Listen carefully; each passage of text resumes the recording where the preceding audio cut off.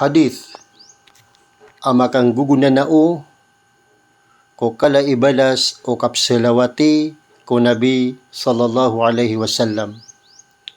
Pitero o Nabi sallallahu alaihi wasallam pakandeklan niyo. So kapselawati rakan ko kadedundo ko di maat. Aguso kagagawi ko di maat. Kasataw asalawatan ako niyan sa makaysa. Nasalawatan sa kanya no Allah sa makasapulo.